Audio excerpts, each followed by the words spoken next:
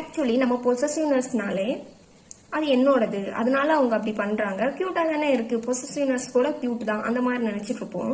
But அது உங்களோடதுன்னா அது எப்பவுமே உங்க கூட தானே இருக்கு. ஆனா நம்ம எப்பவுமே சண்டை போடுறது இல்ல. ஏதாச்சும் ஒரு இன்சிடென்ட் நடந்தாதான் நம்ம சண்டை போடுறோம். அப்போ இங்க இன்டைரக்டா பிளே பண்ணிட்டு இருக்கிறது பொறாம தான். ஏன்னா அவங்க யாரு கூடயாச்சும் பேசுறாங்க, அப்போ நம்ம என்ன சொல்லுவோம், இல்ல பேசக்கூடாது, அங்க போகக்கூடாது, இந்த போகக்கூடாது.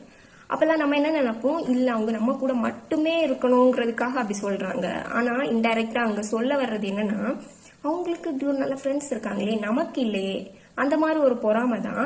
ஏன்னா ஒருத்தங்களுக்கு நல்ல ஃப்ரெண்ட்ஸ், ஃபேமிலி எல்லாமே இருக்கு அப்படின்னா அவங்க அதே விஷயத்துக்காக உங்ககிட்ட சண்டை போடவே மாட்டாங்க. மெயினா மாமியார் மருமகளுக்கு சண்டைனா, மாமியாருக்கு என்னன்னா, நம்ம ஹஸ்பண்ட் நம்மளை இப்படிலாம் பார்க்கலையே, இவளோட ஹஸ்பண்ட் இப்படிலாம் பண்றாங்க அப்படி.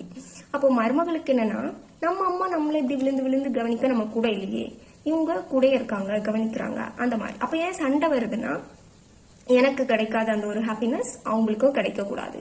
அந்த மாதிரி திங்க் பண்ணுங்க, உங்களுக்கே புரியும்.